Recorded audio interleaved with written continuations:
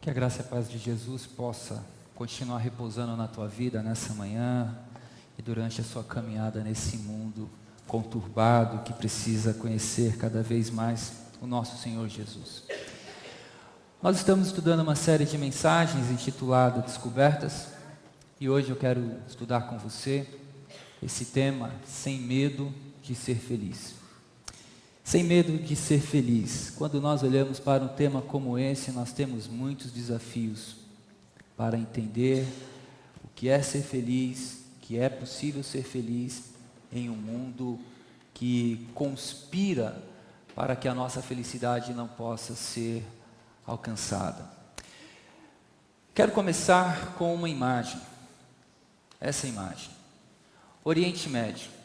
Há poucos dias atrás, essa imagem que você está vendo de uma criança síria morta numa praia turca, vítima de um naufrágio enquanto ela e os seus pais tentavam atravessar o mar Mediterrâneo para fugir da guerra na Síria, comoveu o mundo e acendeu o alerta para que os governantes e o mundo discutam com seriedade e compaixão a questão dos refugiados de guerra.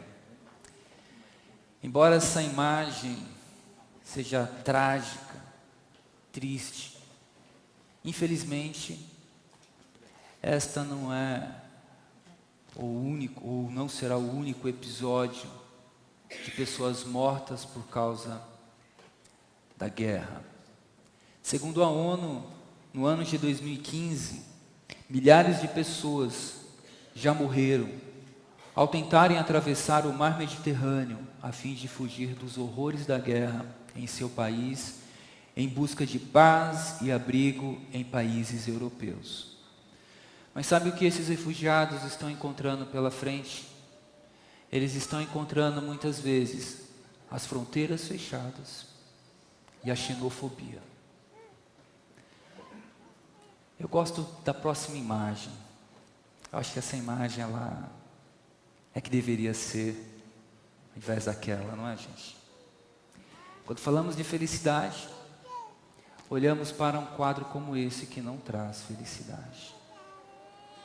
Eu acho que essa imagem deveria, de fato, não ser um anestésico para a nossa culpa em lidar com as questões da vida, com questões sérias do humano. Mas para revelar que era isso que qualquer pai gostaria de ver o seu filho, o seu pequeno filho que foi encontrado ali numa praia turca, deitado no berço, descansando, depois de um dia de muitas travessuras e brincadeiras. Brasil, dia 5 de novembro de 2015, na cidade de Mariana, estado de Minas Gerais. Aproximadamente 630 quilômetros de distância da cidade de São Paulo, ocorreu uma grande tragédia por causa do rompimento da barragem de rejeitos da mineradora Samarco. O rompimento da barragem provocou uma enorme enxurrada de lama que inundou e destruiu várias casas no distrito de Bento Rodrigues e que avança para outras cidades e estado vizinho. Segundo alguns jornais, como por exemplo o jornal Valor Econômico, essa tragédia em Mariana matou 11 pessoas, sendo que 15 pessoas ainda estão desaparecidas e cerca de 185 famílias perderam as suas casas. Isso sem contar com os prejuízos incalculáveis e irreparáveis causados ao ecossistema. Uma cidade de pessoas felizes teve a sua felicidade, teve a sua vida totalmente devastada pela irresponsabilidade de uma mineradora que não proveu corretamente a segurança daquelas pessoas. França, dia 13 de novembro, sexta-feira, retrasada. O mundo assistiu o que pessoas desequilibradas, que em nome de uma ideologia religiosa são capazes de fazer contra o seu semelhante. Foi o caso da barbárie ocorrida na França, onde extremistas religiosos pertencentes ao grupo Estado Islâmico assassinou 129 pessoas. Homens desequilibrados, influenciados por uma ideologia de uma religião, simplesmente invadiram uma cidade, assassinaram cruelmente várias pessoas. Isso há poucos dias. Isso há poucos dias. Só para que você não se esqueça, estamos falando sobre felicidade. É o tema da mensagem. Barbáries e acontecimentos trágicos, infelizmente, acompanham a história da humanidade. Tais atos vergonhosos entristecem, enojam e causam revoltas. São os casos das guerras mundiais, os campos de concentração de Auschwitz, regimes ditatoriais, a violência urbana nas cidades brasileiras, o caso da Boate Kiss e entre tantas outras coisas. Tudo isso sem falarmos a respeito da desigualdade social, o racismo, o caos econômico, educacional, na saúde, enfim. Diante de tantas mazelas e flagelos que a humanidade já enfrentou e ainda está enfrentando, eu trago justamente essa pergunta que é objeto do estudo da mensagem dessa manhã. É possível alguém ser feliz? É possível alguém ser feliz nesse mundo? Ou seja, é possível o pai de Aylan, aquele menino de 3 anos que foi encontrado morto na praia ali na Turquia, que também teve seu outro filho e sua esposa morta em um naufrágio, ser feliz enquanto esquece-se do seu passado? Será que é possível esse pai ser feliz, sabendo que seus 2 filhos, sua esposa, morreram? É possível que um morador da cidade de Mariana consiga ser feliz em uma outra região, sem a presença de um parente que foi morto por causa da irresponsabilidade de uma mineradora e também de um governo incompetente? Será que um morador daquela cidade, ele conseguirá ser feliz? É possível que um cidadão francês seja feliz, sabendo que ele, ao ir a um restaurante, pegar um transporte público, ou mesmo ficar em sua residência, corre o sério risco de ser morto por um fanático religioso? Enfim, é possível ser feliz nesse mundo? É possível ser feliz num mundo onde tudo conspira para tirar a nossa vida e a nossa paz?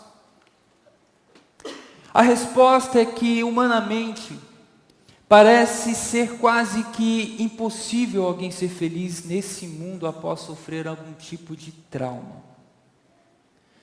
Essas pessoas que passaram por algum tipo de trauma, seja os refugiados, seja moradores da cidade de Mariana, sejam pessoas ali na França ou em qualquer outro lugar do mundo, na África, refugiados em Darfur ou qualquer outro canto, parece que essas pessoas vitimadas, que sofreram algum tipo de trauma, humanamente olhando, é impossível que alguém seja feliz nesse mundo de dor. Ou seja, aos olhos humanos, é impossível que uma pessoa que passou por tudo isso consiga ser feliz e tocar a vida daqui para frente. Quando nós olhamos para a felicidade, os gregos, segundo Ivan Goblin, em sua pesquisa, ele diz o seguinte: para os gregos, a felicidade é o objetivo da sabedoria. Ou seja, a sabedoria tem como objetivo levar uma pessoa a ser feliz, a descobrir felicidade. Ivan ainda continua, ele cita Sexto empírico, e diz o seguinte: assim como os céticos afirmam que a felicidade é impossível, pois segundo epicuristas e estoicos, ela nasce da ausência da perturbação. Ora, esses filósofos estão permanentemente à procura da felicidade, fonte de perturbação. Platão, ele exprime essa ideia de felicidade em uma opinião. Platão exprime uma opinião que é ao mesmo tempo democrática e dirigista da felicidade. Para Platão, o Estado não tem como função garantir a felicidade de alguns cidadãos privilegiados, mas tornar felizes, essa é a função do Estado na visão de Platão, tornar felizes todos os cidadãos, cada um na sua posição que lhe é reservada.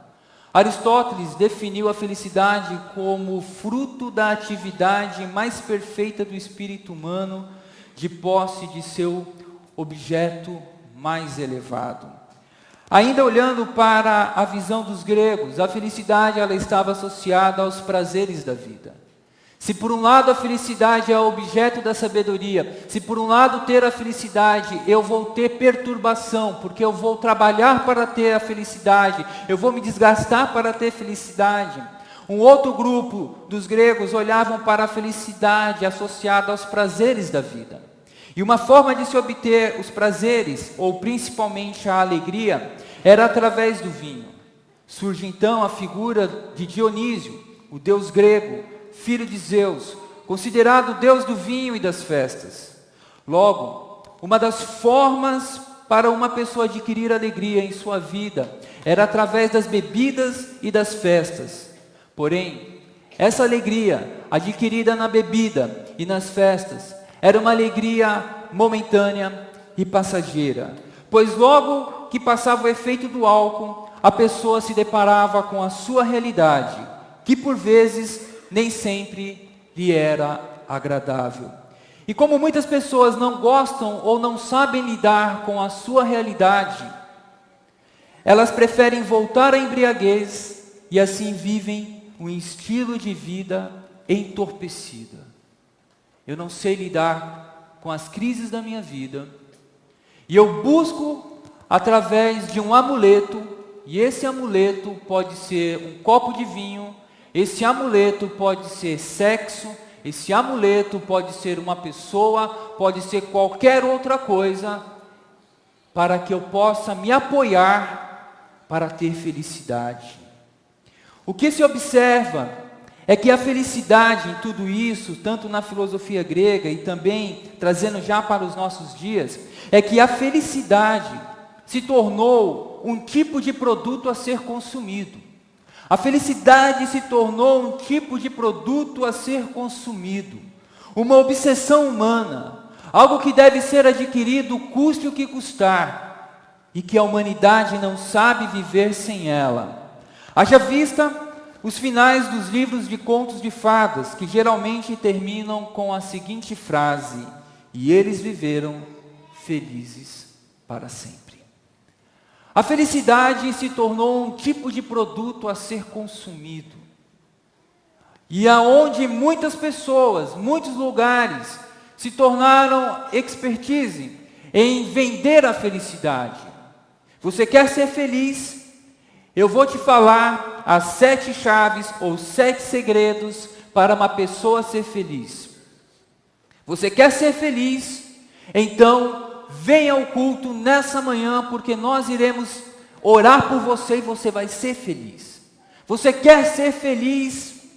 A sociedade, o marketing explora muito bem isso. Para você ser feliz, estamos aqui para satisfazer os seus desejos. E assim como na visão da mitologia grega, Dionísio, o deus do vinho, nós estamos te oferecendo a alegria, não pelo vinho, mas por algum tipo de amuleto que você vai se achar feliz. A felicidade se tornou um produto a ser consumido. E quantos aqui já não gastaram rios e rios de dinheiro para ser feliz? Quantas mulheres, para serem felizes, não colocaram botox em todas as partes do corpo? Silicone? Quantos homens, para ser feliz, não adquiriram carros, propriedades, joias, mulheres? para falar que ele é feliz. A felicidade se tornou um produto. E para adquirir esse produto, os homens e as mulheres fazem de tudo. Tudo, sem exceção. Porque afinal de contas, o resultado final sou eu. O importante é ser feliz. Não importa como, não importa com quem, não importa onde. O importante é ser feliz. E na busca dessa felicidade, desse produto chamado felicidade, muitos acabam se perdendo. Porque afinal de contas, nem sempre a felicidade vem de uma maneira fácil. Para você ter a felicidade, digamos, de uma viagem, você deve fazer o quê? Uma economia, guardar dinheiro e depois de um período fazer a viagem dos sonhos. Mas ao olhar para a felicidade, nós também nos esquecemos de um detalhe principal. Foi Deus quem criou a felicidade, não foi o homem. Deus criou a felicidade. Embora a humanidade tenha transformado a felicidade em um produto, foi Deus. Deus é o criador da felicidade. Não é o homem, não é os objetos, não são os cacarecos que nos cercam e que preenchem o vazio da nossa casa e o nosso vazio muitas vezes existencial. Deus é o criador da felicidade. E muitas vezes nós não entendemos isso. Nós nos esquecemos disso. E há uma série de textos que revelam que Deus, sim, tem desejo e o propósito que eu e você sejamos felizes. Mas não felizes de acordo com o padrão e os ditames desse mundo corrompido em que faz da felicidade um produto. E detalhe, até mesmo Deus, na busca da felicidade, se tornou um produto. Eles apresentam Deus para que você seja feliz, se tornou um produto. É algo totalmente contra aquilo que a palavra de Deus nos instrui. Olha só alguns textos que nós podemos ver que Deus é o criador da felicidade. Gênesis capítulo 4, verso 4. Abel, por sua vez, trouxe as partes gordas das primeiras crias do seu rebanho. O Senhor aceitou com agrado Abel e sua oferta. Deus aceitou com alegria a oferta que Abel estava apresentando para ele. Deus se alegrou. Deus sentiu prazer com aquele feito de Abel. Tanto é que Caim ficou indignado, não ficou muito feliz. Outro texto, Neemias, capítulo 8, verso 10. E Neemias acrescentou: porém, podem sair e comam e bebam do melhor que tiverem, e repartam com os que nada têm preparado. Este dia é consagrado ao Senhor. Não se entristeçam, porque a alegria do Senhor os fortalecerá. E em outras traduções diz que a alegria do Senhor também é a nossa força. O povo de Israel havia passado um momento triste de escravidão, refugiados, presos ali na Babilônia, voltaram para Jerusalém, reconstruíram os muros, e Neemias, usado por Deus, juntamente com o profeta Esdras, está ali restaurando não apenas os muros da cidade, que havia sido já reconstruídos, mas principalmente reconstruindo a visão do povo para com Deus. E Neemias diz: a alegria do Senhor. Deus não é aquele Deus carrancudo, aquele Deus como alguns autores tentam apresentar, como uma criança mimada, que tem raiva de tudo.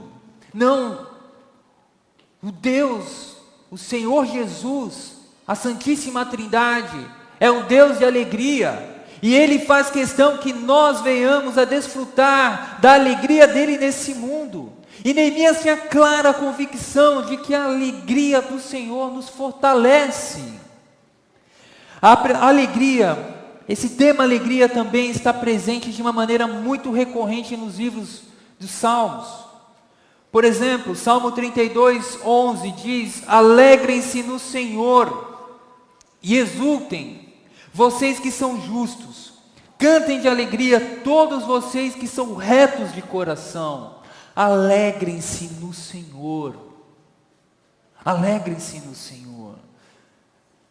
Olhando no Novo Testamento, Mateus 3, verso 17, encontramos a seguinte expressão na palavra de Deus: então uma voz dos céus disse: este é o meu filho amado, em quem me agrado. Quem foi que disse isso? Foi o Pai. E quando Jesus foi batizado: este é meu filho amado, em quem eu me agrado, eu tenho alegria. João 17, 13. A oração de Jesus, conhecida como oração sacerdotal: agora vou para ti, mas digo essas coisas enquanto ainda estou no mundo, para que eles tenham a plenitude da minha alegria. Olha a oração de Jesus. Jesus orou para que eu e você tivéssemos a plenitude da alegria dele. Jesus orou para que eu e você pudéssemos ser pessoas felizes, alegres.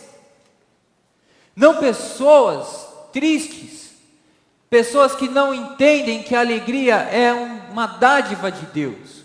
A propósito, no período da Idade Média, a alegria era vista não como algo de Deus, mas principalmente como algo do inimigo.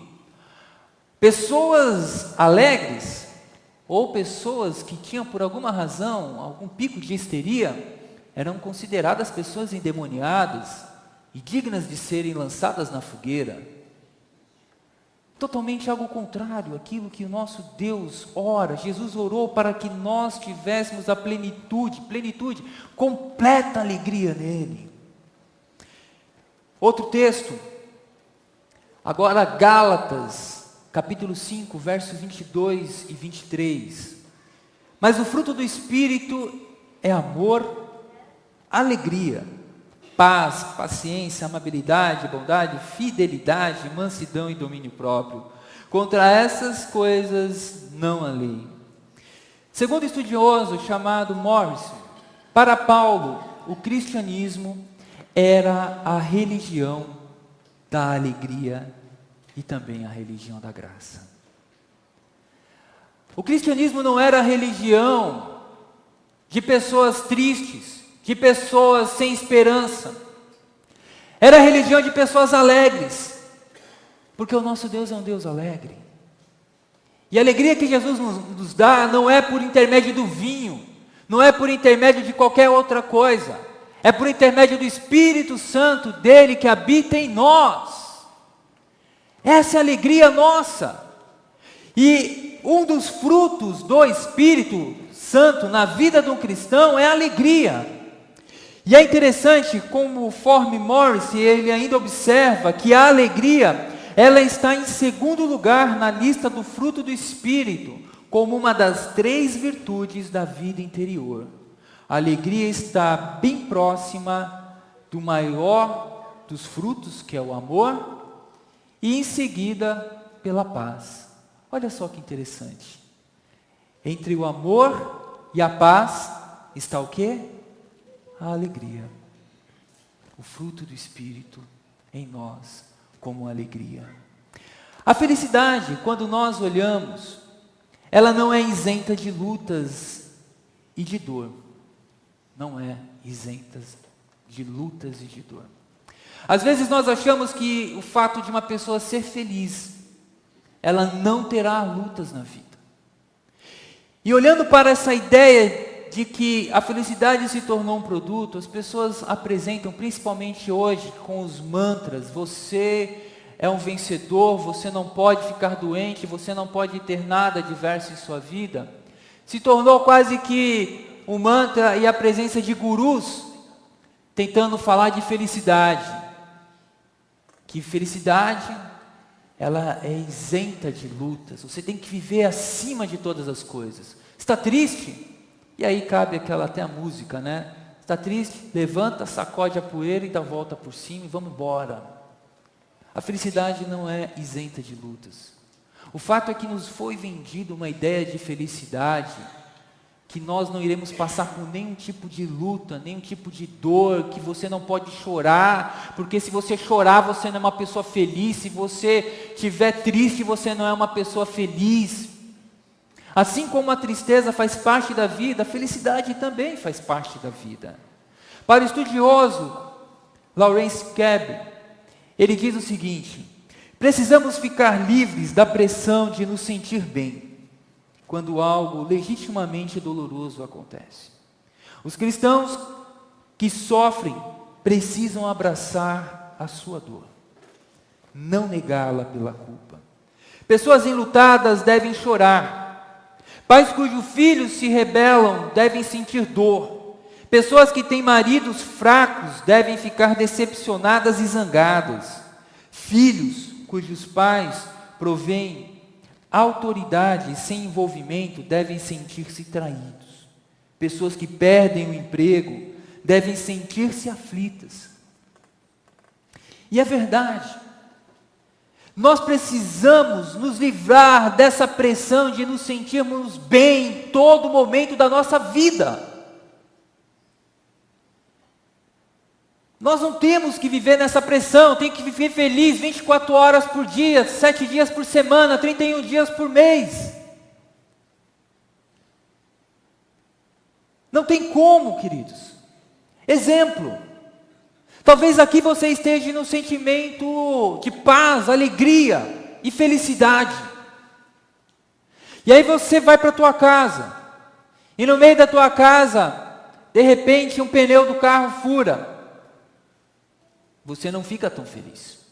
Não vi ninguém, a não ser aquelas borracharias de estrada que cobram o olho da cara ver um motorista com o pneu furado. Via de regra, quem tem um carro que o pneu fura, fica passado. Ainda bem que o seguro tem esse auxílio, né? Você não está tão feliz.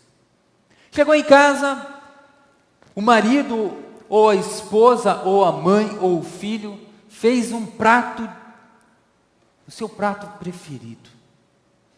Você fica feliz. Você termina de comer, toca o telefone, alguém que você ama morreu. Você fica feliz? Não, não fica feliz. Você chora. Você sente dor.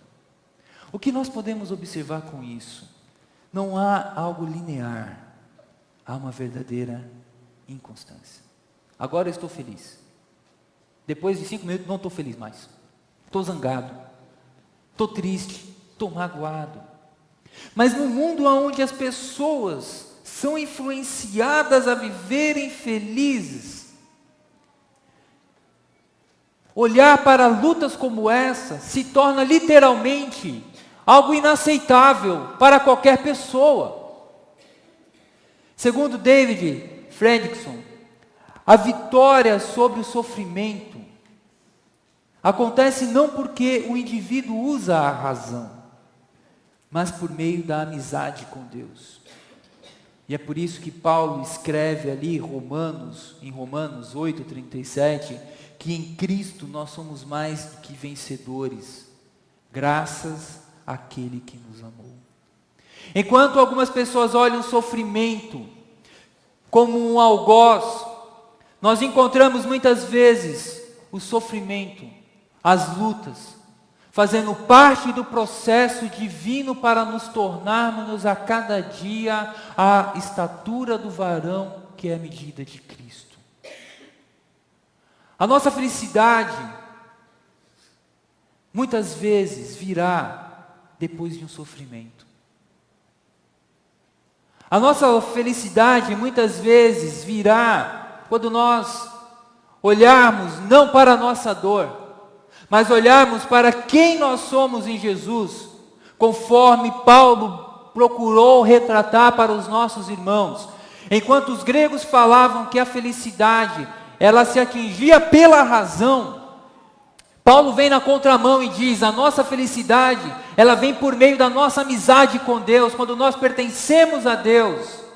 E é por isso que nós somos mais do que vencedores, porque Cristo nos amou, e esse amor deu sentido à minha vida, esse amor mudou a minha vida, me transformou. Mas, no mundo de ilusão, nós não conseguimos enxergar isso. Edvard Welsh, ele comentou algo muito interessante a respeito desse ato de se sentir bem. Welsh diz que o desejo de Satanás é que nos tornemos, para com Deus, amigos dos tempos prósperos, que apreciam as bênçãos manifestas de Deus durante os bons tempos e questionam a sua bondade nos maus tempos. E não é verdade isso? Você está empregado? Eu sou amigo de Deus. Você está com saúde? Eu sou amigo de Deus. Seus filhos estão estudando, estão em casa, não estão fazendo nada de errado? Eu sou amigo de Deus.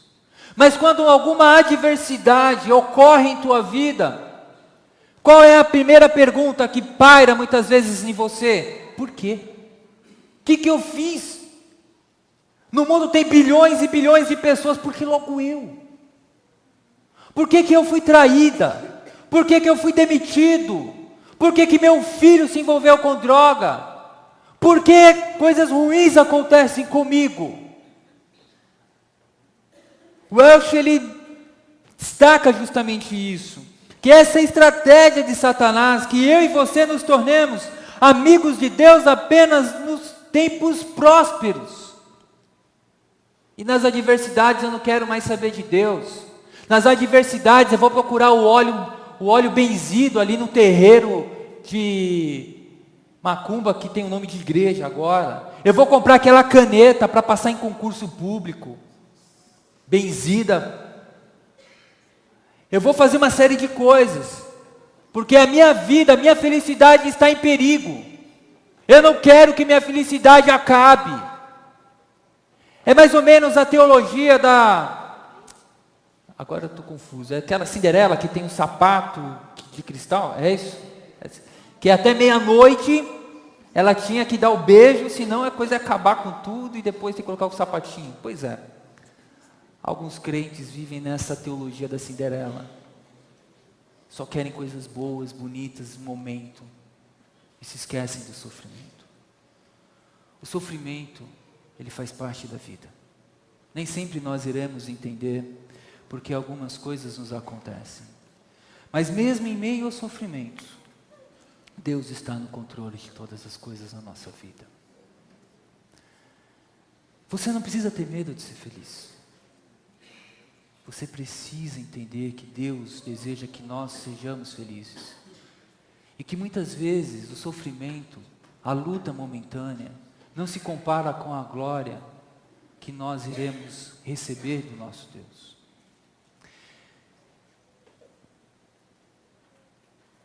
Existe um homem chamado Horatio Gatz Spafford.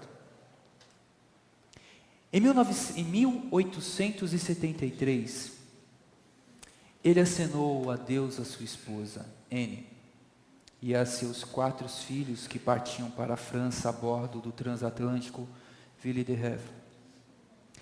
Ele tinha negócios a completar nos Estados Unidos antes de poder se juntar à família na Europa. A viagem procedeu tranquila até que, no meio da noite de 22 de novembro, e hoje, marca-se 142 anos dessa tragédia. O navio que a esposa de Horatio estava colidiu com uma embarcação. As águas impetuosas separaram a senhora Spafford de seus 3 filhos mais velhos. Ela ainda conseguiu agarrar a mais nova, Janeta, enquanto elas eram arrastadas para dentro do Atlântico gelado. Repentinamente a criança lhe foi arrancada. Anne foi mais tarde tirada das águas por marinheiros da outra embarcação. enquanto seus 4 filhos morreram afogados. Poucos dias depois, Horácio recebeu um telegrama dizendo que apenas a esposa sobrevivera. Embora ele tenha experimentado o que parece, ou que pareceu ser uma depressão implacável, ele partiu logo a bordo de um navio para encontrar sua esposa na Europa. E na viagem, a certa altura, o capitão comunicou a passagem pelo local onde estavam os destroços do naufrágio. Horácio foi para a sua cabine e escreveu um poema. Esse poema de Horácio veio se tornar a letra de um dos mais belos hinos da nossa inódia cristã, conhecido por Sou Feliz com Jesus, o qual eu gostaria de ler para você. Se paz a mais doce me deres gozar, se dor a mais forte sofrer, ó seja o que for, tu me fazes saber que feliz com Jesus sempre sou. Sou feliz com Jesus, sou feliz com Jesus, meu Senhor. Embora me assalte o cruel Satanás e ataque com vis tentações, ó certo eu estou, apesar de aflições, que feliz eu serei com Jesus. Meu triste pecado por meu Salvador foi pago de um modo cabal. Valeu-me o Senhor, ó que amor sem igual. Sou feliz, graças dou a Jesus.